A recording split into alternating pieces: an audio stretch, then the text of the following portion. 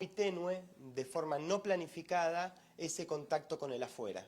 Muy incipiente. Ese contacto con el afuera está presente, pero no está planificado y no está tomado en valor en este momento, ¿no? Lo mismo podríamos decir de la investigación.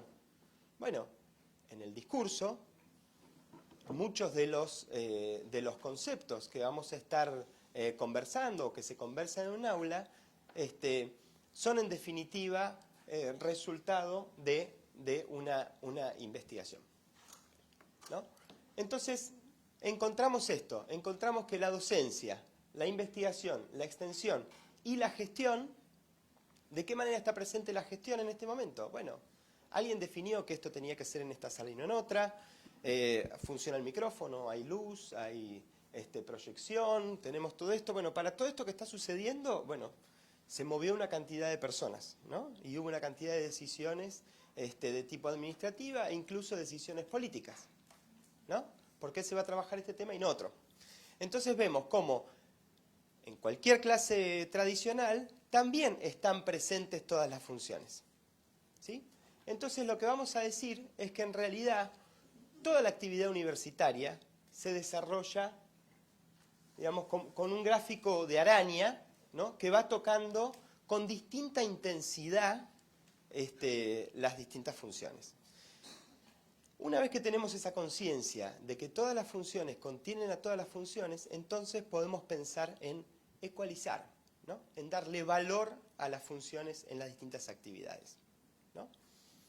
Entonces, vale decir, si tenemos la docencia, tenemos la investigación, tenemos la gestión y tenemos la extensión o proyección o vinculación con el medio, permítanme el argentinismo de apoyarme en la extensión como concepto viejo. Decimos que en la clase tradicional encontramos que está presente esta porque está muy visible, pero tampoco podemos asegurar que, digamos, desde que se descubrió que el proceso de enseñanza y el proceso de aprendizaje son procesos distintos y que eventualmente se da la virtuosidad de su unión, bueno, tampoco lo podemos garantizar, pero sabemos que está presente. Después también sabemos que está presente, pero en forma muy tenue, la extensión. Sabemos que está presente, pero en forma muy tenue, la producción de conocimiento. Y también está presente la gestión, que la vamos a poner al mismo nivel que la docencia, pero también está muy tenue. ¿Qué pasa con los proyectos de aprendizaje y servicio solidario en la universidad? Nosotros tenemos una mirada planificada desde la docencia, donde se promueve aprendizajes más completos, ¿no? Que involucran una convivencia con otros y una reflexión sobre esos aprendizajes. Vamos a tener también los objetivos solidarios bien planteados, con una intencionalidad particular.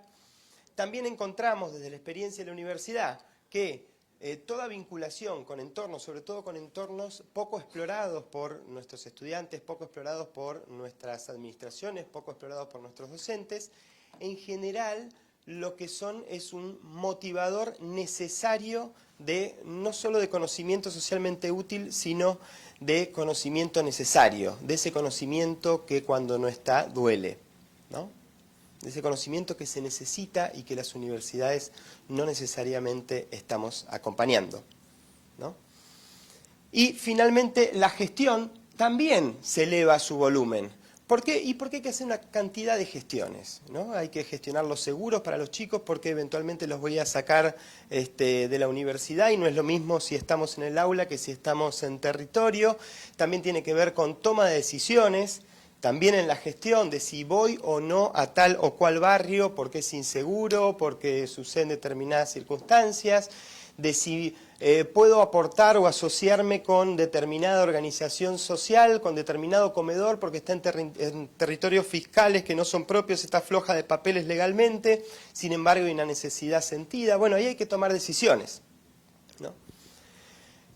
Entonces, decimos que el aprendizaje y servicio solidario le sube el volumen, en esa ecualización, a todas las funciones sustantivas de la universidad. ¿Por qué explicar esto? Primero, esta idea de todas las funciones contienen a todas las funciones. Segundo, explicar esta idea que una vez que entendemos eso, podemos ecualizar la presencia. Y no significa que todo el tiempo tenga que estar todo en la misma intensidad, ¿no? De hecho, un proyecto de aprendizaje-servicio puede ser todo el tiempo fuera del aula y puede no ser todo el tiempo fuera del aula.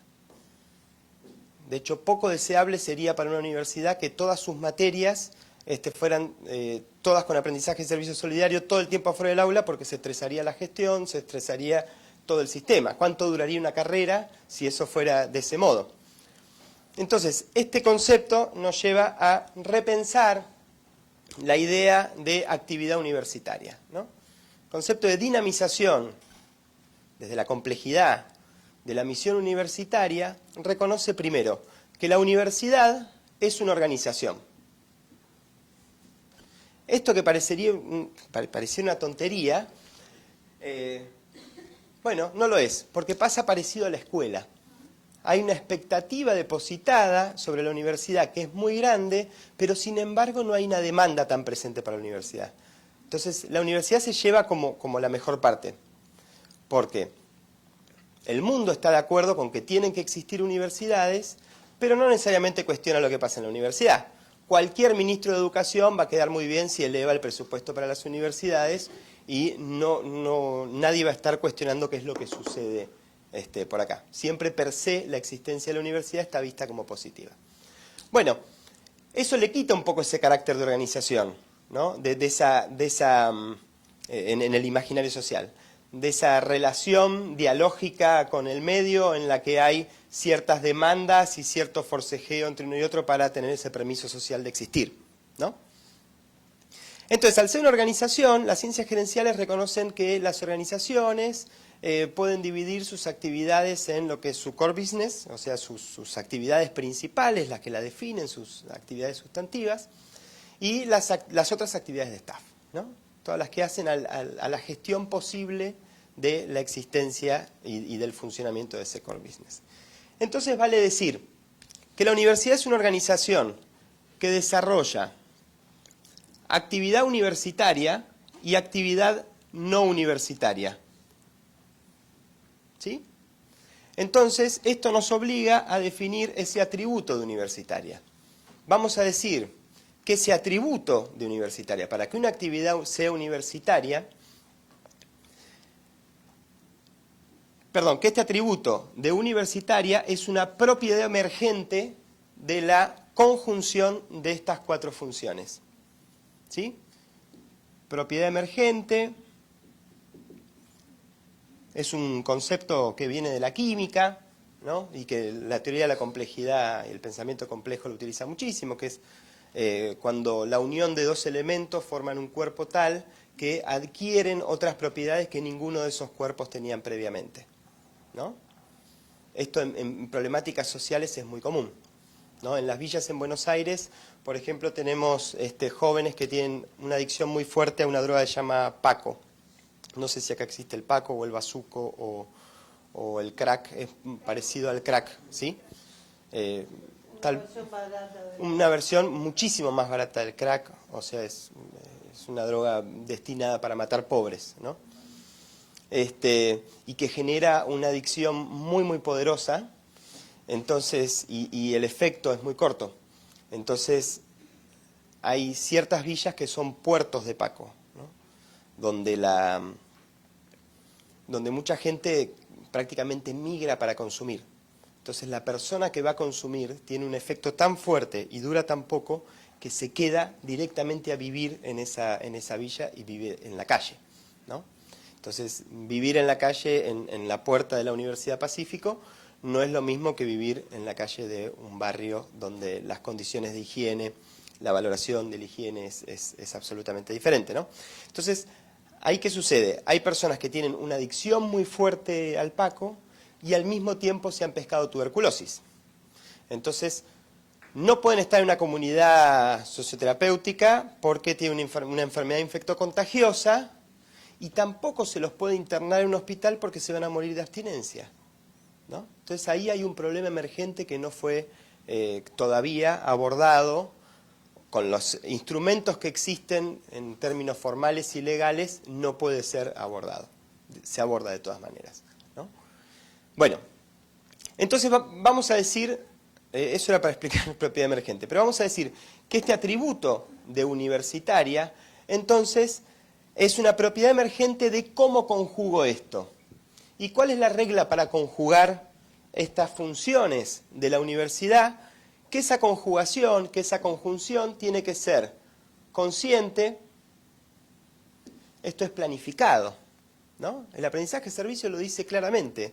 Una intencionalidad pedagógica, una intencionalidad en abordar una demanda social real y acotada que yo pueda tomar. Bueno, y lo mismo vamos a decir del resto. De cómo voy a ecualizar esto, vamos a decir que tiene que ser planificado, ¿no? Por lo menos pensado. Yo tengo que ser consciente de eso, ¿no? Esto es construcción consciente de capital social. Tiene que ser coherente.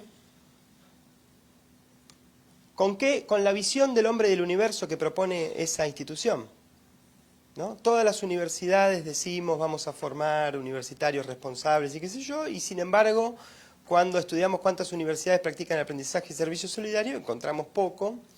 Cuántas universidades utilizan el método catedrático que tiene los volúmenes bajos de los distintos elementos de ecualización, ¿no? Entonces ahí encontramos cierta incoherencia, ¿no? Entonces coherente y finalmente tiene que ser, lo que decíamos antes, consistente. Y esto es política y técnicamente viable. Yo ayer les decía que después de la conferencia inaugural de Nieves, ¿no? A mí también me ha pasado. Todos queremos hacer grandes reformas institucionales y queremos, antes de hacer un proyecto, queremos armar redes para transformar la realidad educativa de nuestro país. Bueno, porque esa es la motivación que nos queda, pero lo que sí tenemos que recordar es que el itinerario para eso es empezar por proyectos, ¿no? Es ir a lo chiquitito. Entonces, esta idea de consistente y de políticamente viable tiene que ver con eso, con, bueno, generar una ecualización de tal modo que la organización lo resista. Entonces, bueno, no va a haber aprendizaje y servicio en todas las materias, o por lo menos no con salidas a terreno durante todo el semestre en cada una de las materias. Porque, por esto que mencionábamos antes, cómo se estresa la gestión con estas cuestiones, con esto de salir a buscar seguros, hacer los convenios que hayan que hacer. Ustedes saben que, a diferencia de las escuelas rurales, las universidades, protegiendo ese estatus de que a mí nadie me toca porque mi existencia es positiva, tiene una legalidad bastante imponente. Entonces, tiene muchísimo cuidado con quién se va a juntar, con quién se va a liar, y para todo prefiere hacer un convenio en el formato que estableció, por supuesto, previamente la universidad y que es inmodificable, ¿no? Así que bueno, un poquitito esta era la idea de dinamización de la universidad. Espero no haberlos aburrido. Muchas gracias.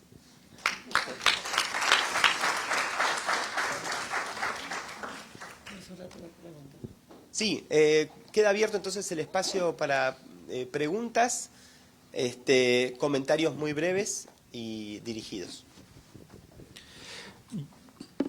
Buenos días con todos. Yo también quiero hacer una denuncia. Nos hemos olvidado de los adultos en el aprendizaje de servicio solidario. Seguramente porque reflexiono, tengo mucho ruido, permítanme. Estamos un poco hastiados por la sociedad. Pero nos hemos olvidado, como decía el gran cómico Adolfo Schumann, de la Universidad de la Vida. Ayer, conversando con una catedrática que está enseñando en una universidad X, me decía, bueno, yo después de mucho tiempo de transitar en mi carrera y en otras experiencias, me estoy dedicando a la docencia universitaria. Y yo tuve a bien decirle, bueno, es que esa era tu postulación para entrar a una universidad. Pasar un tiempo en la experiencia. Porque ahora vemos que los alumnos se entusiasman como los chiquitos de primaria o secundaria, cuánto nos hemos enamorado de nuestras profesoras en primaria, que yo quiero ser docente, y en la educación superior terminamos con el bachillerato automático o desautomático, y queremos estudiar una maestría, un doctorado, y ya, queremos ser docentes universitarios. Y encontramos a veces unos bloqueos en esta propuesta que me parece muy fascinante. Pero voy a mi denuncia. Justo ayer la decía en el taller. Existimos empresas sociales o organizaciones sin fines de lucro con bastante reputación a nivel internacional que también educamos. Yo soy coach internacional y soy miembro de la International Coach Federation. Tengo una escuela de coaching. Y como parte de la certificación, le digo a los coaches, a lo mejor era un alumno que no se certificó. Tengo algún problemita técnico. Y ahí va mi pregunta para no entrar en un sermón. A propósito del sermón, si bien es cierto, Francisco es argentino, él prefiere la barra peruana, que fue campeona mundial. Y entonces, como parte de la certificación internacional, les digo, no solamente voluntariado, sino que generen un impacto. Porque el coaching también es muy monetario y es una sacadera de dinero cuando no se tiene una vocación. Y es más, los coaches pasan un informe del impacto que han recibido, lo verifico, para que se puedan certificar. Pero no será que a veces siendo muy tecnócrata en el aspecto de la universidad, porque a veces hay fallas con el tema de la extensión universitaria para fortalecer el aprendizaje de servicio solidario, nos convertimos en doctores burócratas. Te lanzo esta pregunta, o les lanzo esa pregunta, que es una inquietud. Y cómo desde allí, desde esa ecualización, poder generar impacto en la comunidad y no olvidarnos de los adultos. Bien, en rigor de verdad debo decir que me costó hilar la pregunta, ¿no? Porque finalmente entiendo que tengo que decir que sí o que no, si nos estamos convirtiendo en doctores tecnócratas. ¿Esa es la pregunta?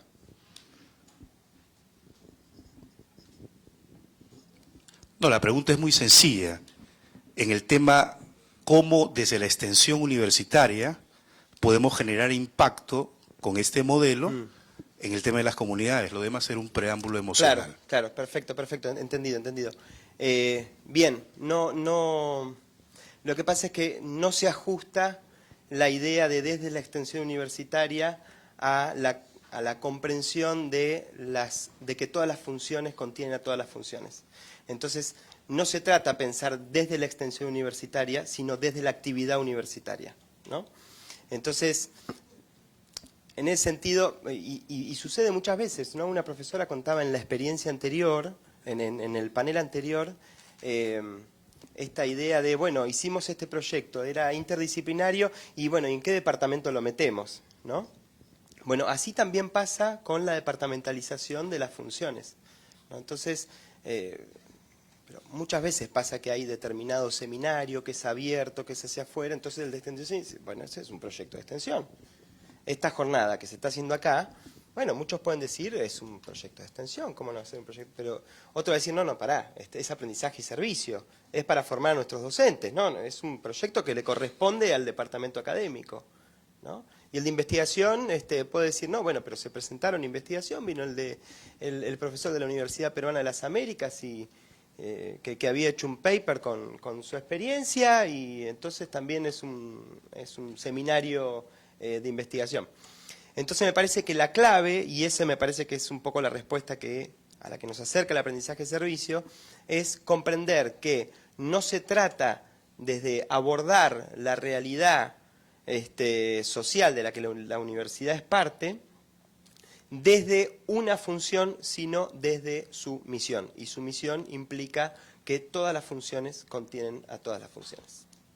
Yo de todas maneras me voy a quedar con lo emocional previo, porque me parece que en la promoción del aprendizaje-servicio, un elemento clave, y nosotros no trabajamos tanto, o sea, también damos charlas para estudiantes, pero sobre todo trabajamos para docentes, trabajamos para quienes son educadores. Y yo estoy convencida de que en todos los niveles educativos las políticas pueden poner los marcos, pero quienes efectúan o no una transformación educativa son los educadores, son los primeros impulsores. Si ellos no impulsan el protagonismo de los estudiantes, no hay ninguna reforma que funcione, pero el disparador tiene que estar en los adultos, y por eso desde CLAI trabajamos con los adultos. A mí me parece que justamente en todos los niveles de la enseñanza puede haber educadores que se han visto reducidos a la burocracia y educadores que conservan la vocación de educar y que encuentran en esta propuesta y en otras muchas propuestas, encuentran un camino de hacer que efectivamente tengan la posibilidad real de educar. Me parece que es cierto que en las universidades hay muchos docentes que trabajan en este círculo perpetuo de producir conocimiento para los 17 colegas que trabajan en la microespecialidad y que escriben papers para debatir las ideas de los otros 17, aunque lo que debatan esos 17 a nadie le interese fuera de ese erudito círculo. Es cierto que están todas estas burocracias académicas. Como también están los docentes que van a la escuela a cumplir el horario, pero yo creo que, dadas las circunstancias, sobre todo en América Latina, de las condiciones de trabajo de los educadores, creo que sigue habiendo una honrosa mayoría que está en la docencia por vocación y que la seguimos peleando, y a eso estamos apostando. Bueno, ¿quién más? Pero estaba ella primero y... ¿Vos alguien dice alguien más? Ok. Buen día. Mi pregunta va relacionada a la evaluación de un proyecto de servicio, de aprendizaje y servicio. Me pasó una vez que trabajé en un lugar donde sí se trabajaba el proyecto de aprendizaje y servicio solidario y no tenía nota. Y mis alumnos eran súper participativos, no hubo la necesidad de evaluar quién cargó más cajas, quién limpió mejor, quién escribió el proyecto. Pero después llegué a otro espacio donde el curso tenía nota. Entonces, la gran disyuntiva es cómo evalúo si el proyecto de aprendizaje y servicio, que es para su formación de vida, tiene una nota del 0 al 20. Entonces se me ocurrió la idea de, voy a evaluar la reflexión que hagas del proyecto. Pero, ¿cómo se reflexiona? Entonces se nos ocurrió como institución crear una rúbrica de reflexión. ¿Qué debe tener una reflexión? Porque un niño, la reflexión usualmente es, me gustó, bacán, pude salir de mi casa, fue bueno ver. Entonces se hizo una estructura. Pero yo pregunto, ¿un proyecto de aprendizaje-servicio lo debo evaluar así? Yo siento que sí hay una necesidad del registro de datos, porque si no se queda en ese momento, o la institución dice, toma fotos porque al cierre del año vamos a decir lo que hicimos. Pero no necesariamente causan impacto. Yo quisiera las sugerencias en cuanto a la evaluación de un proyecto de aprendizaje-servicio.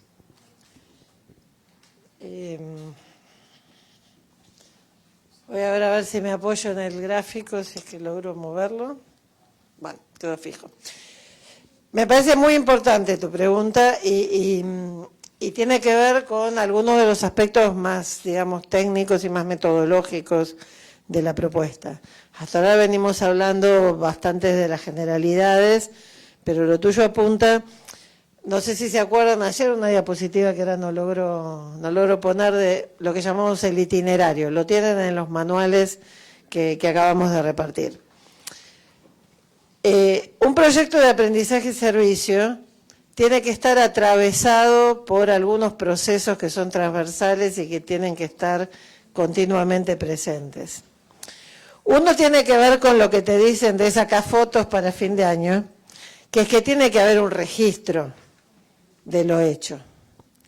Miren, en esto, y espero que por Facebook no me esté viendo nadie del norte, pero hay una cultura que tienen las instituciones educativas norteamericanas, por la cual yo he visto un tercer grado que tejió una manta para donar a un bebé y escribieron un capítulo de un libro sobre esa experiencia. Y están los que hicieron una experiencia de lucha contra la contaminación del agua y publicaron un libro. Nosotros hacemos en América Latina proyectos fabulosos, pero no tenemos la cultura de el registro y la comunicación de lo que hacemos. Y entonces se va de la escuela, la maestra que hacía el proyecto, cambia de universidad el profesor y no queda ninguna documentación, no queda nada a partir de lo cual los siguientes puedan seguir trabajando. No estamos acostumbrados a construir memoria institucional. Y una cosa en donde el aprendizaje de servicio me parece que ayuda es que justamente tenemos que introducir este tema del registro y la memoria institucional. Que no necesariamente, y yo diría idealmente, no debería ser una tarea más para los docentes, sino una actividad más de aprendizaje para nuestros estudiantes. Los que mejor registran, fotografían, graban, hacen el video, lo editan y lo suben a YouTube son nuestros alumnos.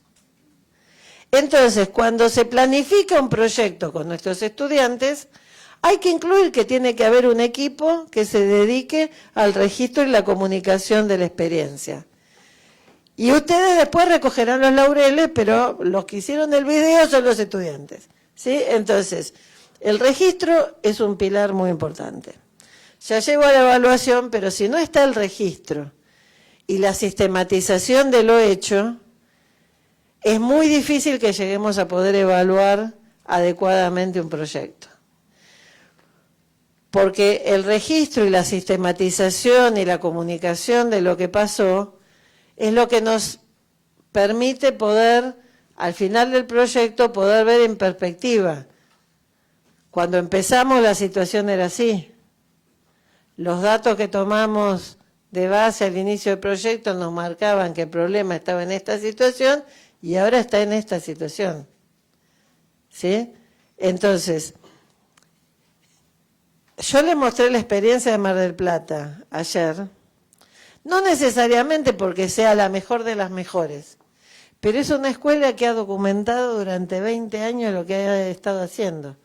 Y entonces podemos tener la foto del basural y la foto del parque 10 años después, ¿sí? Por eso es importante la memoria institucional.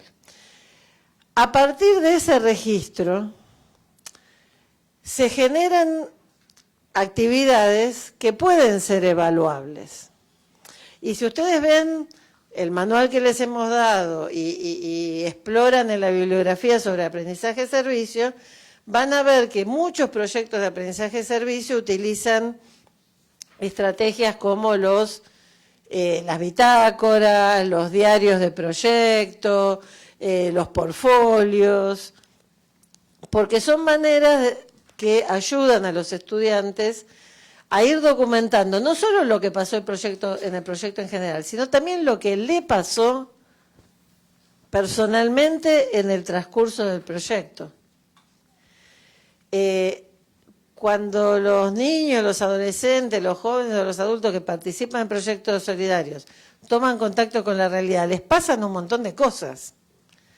Les pasan a ellos, les pasan entre ellos, y si todo eso tienen alguna forma sistemática de documentarlo, todo eso contribuye a que tengamos instrumentos válidos para la evaluación. Voy desde las formas más sencillas hasta las complejas. Primera respuesta a tu pregunta. Todos los proyectos de aprendizaje-servicio tendrían que ser evaluados. Eso no significa que todos vayan con nota, pero en todos tenemos que evaluar y tiene que haber mínimo una doble evaluación. Una evaluación de si estamos trabajando solidariamente, de si a la gente le sirvió lo que hicimos. Si al final del proyecto no hacemos una encuesta, no hablamos con la comunidad, no hablamos con la gente que trabajó con nosotros y les preguntamos cómo fue el proyecto, ¿cómo sabemos? Hacemos un proyecto de deforestación. Bueno, ¿cuántas plantas distribuimos? ¿Cuántas de esas fueron efectivamente plantadas? ¿Cuántas siguen vivas un año después? Son preguntas que tienen que ver con la evaluación del impacto en la comunidad.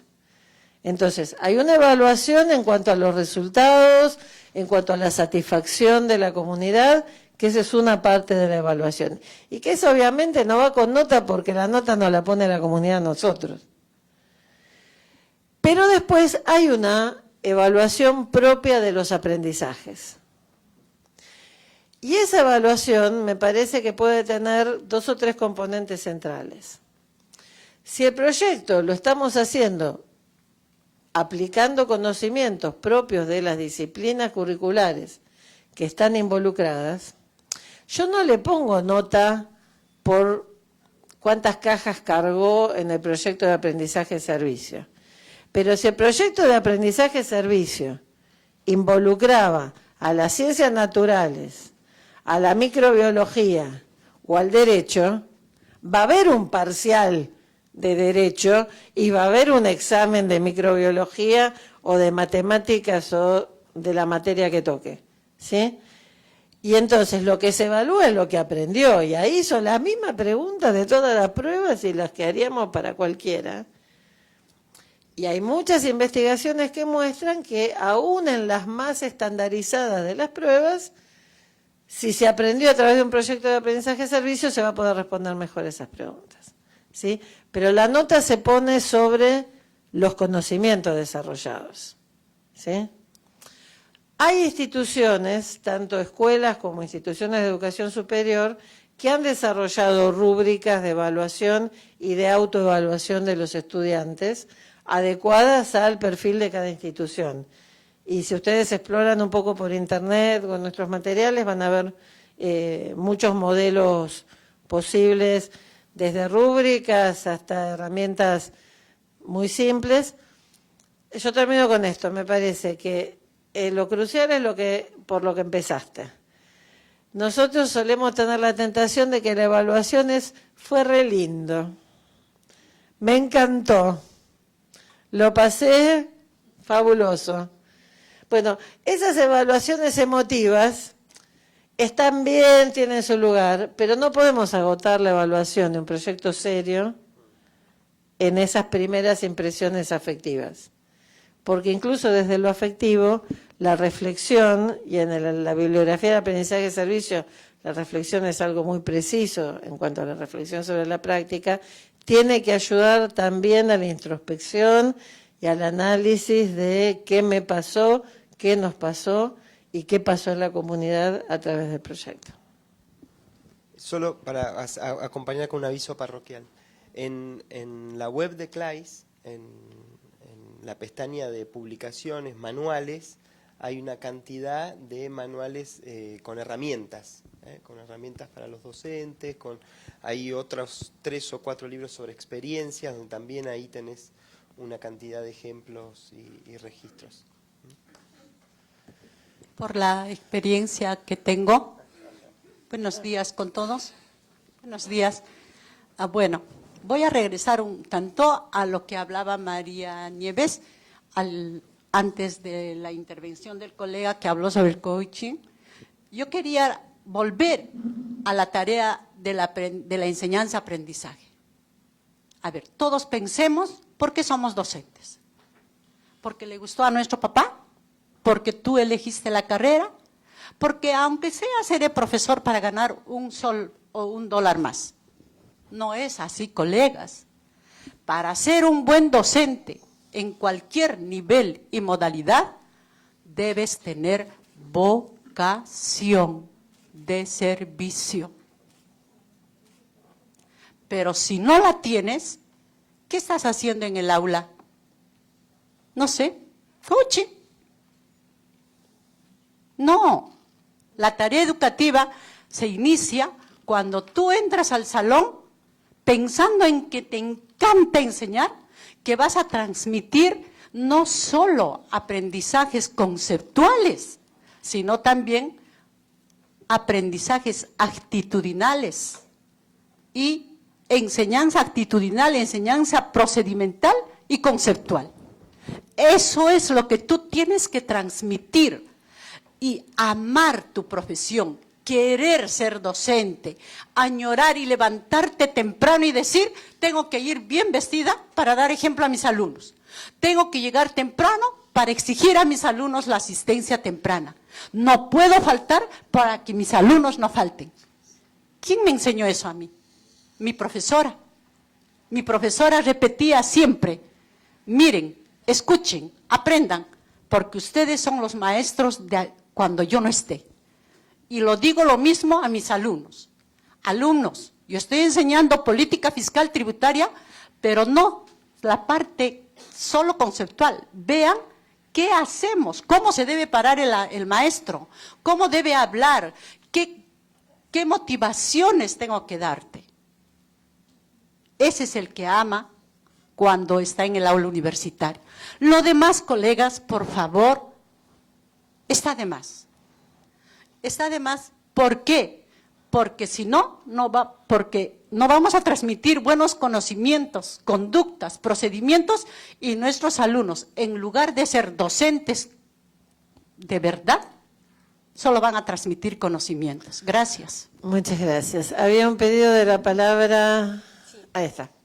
Bueno, hola, me paro un poco, creo que no me ven, si no. Les pido si pueden tratar de ser breves, así llegamos a tiempo. Sí, soy Rocío, de la Universidad Antonio Ruiz de Montoya. Mi interés va por el arte, ¿no? Proyectos de aprendizaje, servicio, basados en el arte. Yo soy profesora de fotografía, trabajo con mis chicos, todos los problemas que tienen que ver con los asuntos globales de ahora, que a veces los también ligamos con las ODS, ¿no? Y mi pregunta, bueno, voy puntual a la evaluación. El arte en sí misma, más allá qué metodología uno use, ya es un reto de cómo evaluar. Tenemos dos áreas, una parte bien técnica, que es utilizar una herramienta como es la cámara en este caso, y sí se puede evaluar la parte técnica. En cambio, la parte narrativa, entramos ya a un problema, ¿no? ¿Cómo evaluamos narración visual? También hay formas de hacerlo, ¿no? Pero entra el componente de la sensibilización, una sensibilidad que tienen que desarrollar los alumnos social, por ejemplo, que es a lo que me aboco más. Y claro, yo, por ejemplo, divido como que en dos categorías. Una son las habilidades personales, de las que tanto hablamos, las habilidades blandas, ¿no? Que incluso en las empresas, las corporaciones la usan mucho. Qué sé yo, trabajo en equipo, tener una capacidad de adaptación, una capacidad de pensar fuera de la caja, y tenemos tantas etiquetas, ¿no?, con las que trabajamos. Pero va más allá, porque el tema, por ejemplo, la sensibilidad intercultural, esta capacidad de poder ver al otro y poder contrastar y tener conclusiones de en qué lugar vivimos y qué propuestas nuevas podemos traer a la clase para replantear y reflexionar sobre temas comunes, es bien difícil de poder rastrear, ¿no? Y además evaluarlas. Muchas veces me siento como que muy subjetiva al hacerlo, y otras veces sí, como que resulta mejor. Entonces me gustaría saber qué casos nos podrías compartir, y además qué sugerencias podría darme para evaluar, ¿no? Que es una palabra tan gruesa a veces. No, me encantó la pregunta por dos cosas. Nosotros estamos haciendo desde CLAES, desde hace, ahora va a ser 2 años, un programa específico de aprendizaje y servicio en las artes, que hemos estado acompañando a escuelas y universidades argentinas que están haciendo aprendizaje y servicio desde las artes. Y estamos empezando ahora una segunda etapa en la que vamos a acompañar a una universidad colombiana y a algunas escuelas en Brasil. Y la verdad es que ha sido 2 años maravillosos porque la potencialidad de transformación social que tiene el arte y la posibilidad de movilizar aspectos que muchas veces la educación formal deja de lado es muy poderosa. Una de las escuelas con las que trabajamos es una escuela que está en mitad de lo que aquí se llaman pueblos jóvenes, en mitad de lo que nosotros llamamos una villa miseria, y es una escuela nueva, parroquial, en donde el director nos decía: aquí vienen muchas ofertas gubernamentales de formación en oficios. Entonces nosotros decidimos elegir para esta escuela secundaria la orientación en comunicaciones y arte, porque lo que necesitamos es que nuestros chicos tengan la capacidad de desarrollar el pensamiento abstracto, de desarrollar el pensamiento crítico, para ser los ciudadanos y no solo obreros. Y en ese sentido creo que la educación artística tiene un potencial muy grande. Yendo a la pregunta concreta de la evaluación, te diría 2 cosas. La primera es que me parece que a partir de la propia práctica uno puede generar pautas que se comuniquen a los estudiantes desde el principio del proyecto y que nos pongamos de acuerdo en que vamos a evaluar qué pasó en cuanto a estas cuestiones. Incluso podemos buscar juntos algunos indicadores que nos sugieran si esto que queríamos que pasara pasó o no pasó. Me parece que construir juntos algún tipo de instrumento de evaluación desde el principio, en función de los objetivos, ayuda después a un proceso de evaluación continua y ayuda también a que la evaluación final no quede tan en manos subjetivas del docente. Pero específicamente lo que planteabas de cómo evaluar estos diálogos interculturales, es una experiencia que por ahí no tiene nada que ver con lo que estás haciendo, pero es una experiencia que a mí personalmente me sirvió mucho. Con otro colega de CLAIS, durante muchos años seguimos coordinando un seminario de aprendizaje-servicio para estudiantes norteamericanos que vienen de intercambio a Buenos Aires y que quieren hacer proyectos solidarios para salvarnos a los pobres latinoamericanos. Entonces, el curso tiene una asignatura dura en donde hablamos de la sociedad argentina, de cuestiones culturales, en donde les marcamos las diferencias entre su cultura y la nuestra para que puedan abordar a las poblaciones con las que van a trabajar de una manera respetuosa y adecuada. Pero después de algunos años de darle vuelta, el seminario lo evaluábamos a través de un portfolio y de un parcial sobre los contenidos teóricos. Y el portfolio tenía que expresar la reflexión de los estudiantes. Pero como vos decís, era bastante subjetivo. Nuestros estudiantes iban a trabajar a unas 10 o 12 organizaciones comunitarias, desde la Madre de Plaza de Mayo hasta organizaciones barriales. Entonces se nos ocurrió en un momento trabajar con nuestros socios comunitarios una planilla de evaluación, en donde la organización calificara a los estudiantes que iban a trabajar con ellos. Y entonces fue también un camino que tuvimos que hacer, porque al principio les ponían a todos notas excelentes, por miedo a que el año siguiente no les mandáramos estudiantes a trabajar con ellos. Pero bueno, conversando con ellos dijimos, no, a ver, seamos realistas. Y esa nota que ponía la comunidad era 1/3 de la nota final. Y entonces fue muy interesante porque la devolución de la comunidad era, y tal estudiante era muy simpático, pero llegaba siempre tarde y se iba siempre temprano. Tal estudiante vino con su proyecto y quería hacer exactamente lo que ella había planificado y no nos dio margen para que le cambiáramos nada. Que eran cosas que para nosotros era muy difícil hacer un seguimiento tan día a día del proyecto. Así que, digo, si les sirve la experiencia, para nosotros fue muy fructífera y de hecho la venimos haciendo hace varios años. ¿Una más?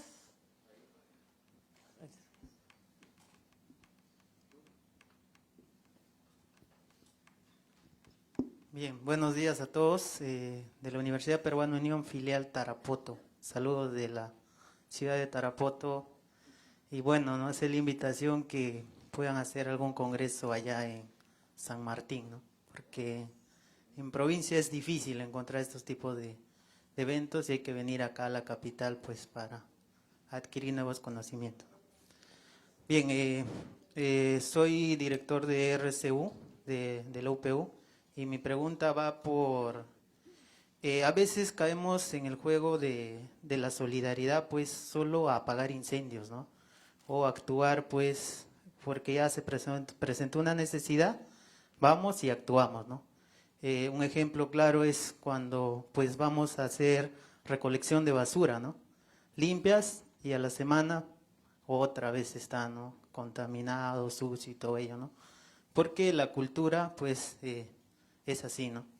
Y transformar eso pues nos demanda, como la especialista decía, pues si queremos cambiar actitudes nos va a tomar pues 10 años, 15 años en eso, ¿no?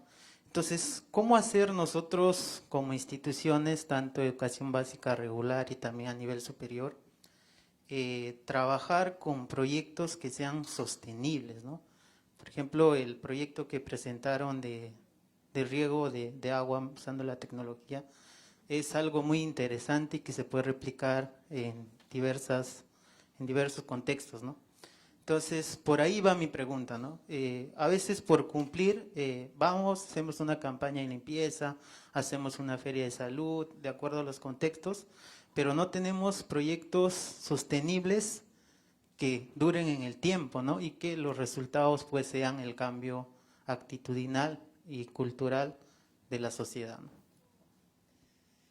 No, me parece muy importante la pregunta, sobre todo viniendo del director de RCU, porque hay un especialista norteamericano que se llama Andrew Furco, que dice que en base a las investigaciones, la calidad de los proyectos de aprendizaje-servicio normalmente depende de la creatividad de los docentes y estudiantes involucrados, pero que la sustentabilidad de los proyectos normalmente depende de quienes están en la dirección de las instituciones educativas. Quienes habilitan los procesos de institucionalización, que son los que pueden generar sustentabilidad, normalmente son las autoridades institucionales. Un docente puede hacer un espectacular proyecto desde su cátedra, o desde su aula, o desde su grado. Pero que eso continúe y se convierta en un proyecto a largo plazo depende en gran medida de quienes tienen la responsabilidad institucional. Y para mí, bueno, hay mucha bibliografía sobre los procesos de institucionalización de aprendizaje de servicio, sobre todo en la educación superior. Yo escribí alguna pavada sobre institución y tenemos alguna cosa escrita en escuelas, pero los norteamericanos vienen escribiendo sobre el proceso de institucionalización desde hace 40 años y hay incluso rúbricas de evaluación de los procesos de institucionalización. Y lo primero que se dice es, lleva mínimo 5 años empezar a poder decir hay algo institucionalizado. Entonces no nos tenemos que hacer ilusiones que es algo que se hace apretando un botón y es instantáneo. De la experiencia, y solo para decir algunas de las cosas más centrales y que puedan ser más o menos válidas también para escuelas como para universidades. Para que el proyecto sea sustentable tiene que tener hacia adentro de la institución un mínimo de masa crítica de docentes y autoridades que estén de acuerdo en que esto es importante. Hasta que no se llegue a ese punto en donde hay al menos algunas autoridades y al menos algunos docentes con experiencia real y con la convicción de que es posible, no pasa nada. En eso yo sigo la línea de Margaret Mead, de que nunca hay que desdeñar lo que un pequeño grupito de gente convencida puede hacer para cambiar el mundo, porque es lo único que alguna vez lo hizo, ¿sí? Entonces, tiene que haber masa crítica hacia adentro. Y también hacia el afuera tiene que haber vínculos genuinos y alianzas genuinas con instituciones, organizaciones o referentes de la comunidad. Lo que muestra la experiencia es que cuando los proyectos se hacen genuinamente en alianza con la comunidad, muchas veces la sustentabilidad viene dada desde la propia comunidad. Primero porque la comunidad, la que una vez que se acostumbró a que está trabajando con la universidad, con la escuela, no nos va a dejar tan tranquilos. Y también porque muchas veces los recursos para desarrollar los proyectos están en la comunidad o están en el afuera de la institución. Y esto vale desde proyectos muy simples que hacen las escuelas, en donde recuperar un espacio público puede requerir como recurso convencer a los negocios de la zona de donar la pintura para que los estudiantes mejoren el espacio público, o puede querer decir para la universidad ponerse en alianza con una organización para solicitar un apoyo económico. Me acuerdo hace unos pocos años la Facultad de Arquitectura de la Universidad Católica de Córdoba, los estudiantes de arquitectura ayudaron a una organización comunitaria a llenar todos los infinitos y engorrosísimos formularios del Banco Interamericano de Desarrollo para aplicar a un fondo que estaba destinado a organizaciones comunitarias, pero que estaba redactado de una manera que ninguna organización de base estaba en condiciones de completar. Entonces, los estudiantes completaron los formularios, diseñaron los planos, y esa organización ganó millones de pesos para construir un barrio entero y reemplazar toda una zona de viviendas precarias por viviendas dignas. La universidad nunca hubiera conseguido esos recursos.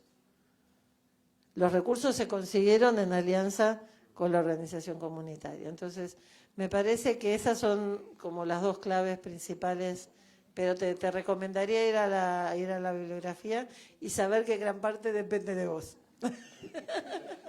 Quiero hacer también una acotación a tu pregunta. Bueno, primero esto respecto de los cambios culturales, ¿no? Y demás. Yo basaría por ahí la esperanza en toda la historia del género humano, ¿no? Que tuvimos la capacidad de cambiar de sistemas de organización, de cambiar de relatos que guiaran nuestra vida sin necesidad de cambios genéticos, ¿no? Entonces, el cambio cultural es posible y hay miles de años de historia que así lo demuestran, ¿no? Entonces, eso por un lado. Y respecto a la institucionalización en una universidad, yo me pararía en esta idea de consistencia, ¿no? De construcción de viabilidad política, ¿no? que mencionábamos ahí. Porque ahí en tu pregunta había como dos aspectos, porque mencionabas un ejemplo de una experiencia que era posible de replicar y que se podía hacer sustentable. Y una cosa es que sea sostenible la pedagogía del aprendizaje y servicio, otra cosa es que sea sostenible el proyecto particular, ¿no? que está acompañado a través de esta metodología. Y ahí me parece que sí son dos cosas distintas. Entonces, la institucionalización del aprendizaje y servicio solidario como pedagogía requiere toda esta cantidad de evaluación, de alianzas, de peso de actores, ¿no? Y es una construcción que hay que hacer. En general, los que dirigen el voluntariado, los que dirigen responsabilidad, están vistos como de un modo muy naif esos roles, ¿no? Entonces, como, bueno, a vos te toca la parte linda porque vas a tener... Y vos sabés que te enfrentás a entornos complejos donde no es lo mismo aprobar el proyecto en el que está el sobrino del rector que no aprobar ese proyecto, ¿no? Pero eso es así. Yo soy director de responsabilidad social en una universidad, ¿no? Entonces, por ahí, en ese quitar la mirada naif del rol que tiene un directivo que en general está visto de ese modo, también requiere una construcción que es política y que políticamente además debe profesionalizarse en su análisis. Nosotros una vez, ustedes saben que el 5 de diciembre para las Naciones Unidas es el Día Internacional de los Voluntarios, ¿no? Entonces una vez hicimos una actividad y le invitamos a Nieves a la facultad, a la Universidad Tecnológica. Y algo increíble que sucedió ahí, y esto se los paso como dato, la UNV, la United Nations Volunteers, tiene como unos formatos de comunicación para ese día que cualquier organización los puede agarrar y adherir a una actividad, ¿no? Entonces había que adherir a la actividad de Naciones Unidas. Buenísimo, tengo el logo de Naciones Unidas, no tengo que hacer ningún trámite de nada, solo me bajo los formatos, respeto los formatos y ya, ¿no? Entonces, Nieves venía voluntariamente a dar una charla al rectorado de la universidad, pero nosotros dijimos, bueno, viene Nieves Tapia porque el voluntariado de Naciones Unidas nos eligió para hacer esta actividad en el rectorado. Entonces lo hicimos en el Salón de Consejo Superior. ¿Por qué? Y porque ahí se discute el destino de la universidad. Entonces era muy importante que el tema estuviera... Entonces también encontramos estrategias que, si querés, son de la vieja política,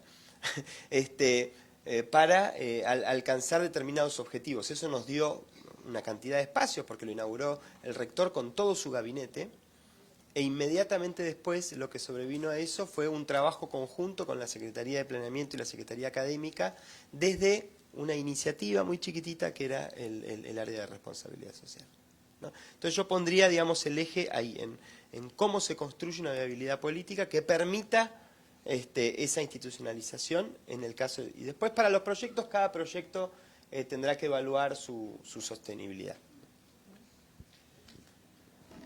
Bueno, me parece que ya estamos en tiempo, que nos merecemos un buen almuerzo y retomamos. Pero antes de los avisos, un aviso parroquial, como dice Baltasar. No, un aviso práctico es, desde hace 22 años venimos haciendo todos los años en Buenos Aires un seminario internacional de aprendizaje y servicio. Y en los últimos años, cada 2 años, se hace una jornada de investigadores. Entonces, a todos los que les interese recibir información, se pueden contactar con nosotros, pueden verlo en la página. Ya tenemos las fechas, si se las quieren ir agendando. Y seguramente en diciembre vamos a hacer la primera circular para quienes quieran presentar papers en la jornada de investigadores. Porque, y esto me dirijo sobre todo a los colegas de la educación superior, también hay que publicar papers, y entonces está bueno poder publicar papers sobre lo que estamos haciendo con aprendizaje servicio. Así que les dejo la información. Muchas gracias y nos vemos ahora con los avisos. Muchísimas gracias a María Nieves Tapia y a Baltasar Ojea. Bueno, damos por concluido esta primera parte de lo que ha sido la sesión plenaria. Y bueno, para comentarles, por favor, que vamos a pasar a la fase de almuerzo, que es libre. Y lo que sí es que les pedimos que tienen que estar un cuarto para las 2 de la tarde, otra vez aquí en el pabellón H, porque a las 2 en punto arrancamos con la fase más practitioner, que son los talleres. ¿Okay? Recordando que son 2 talleres, uno que es itinerario posible para un proyecto de aprendizaje y servicio solidario en la educación superior, que será realizado en la sala de fundadores, y el segundo taller, que es itinerario posible para un proyecto de aprendizaje y servicio solidario en la educación básica y media, que será realizado aquí mismo en el 404, ¿ok? Así que, acorde a sus intereses, ya sea educación superior o educación básica media, será en sala de fundadores y en esta sala respectivamente, que empezará 2 en punto. Así que, por favor, 1:45 estamos de vuelta. Muchas gracias. La sala de fundadores es... Sí, va a haber ser personal que los va a dirigir en la entrada del pabellón H. No hay problema.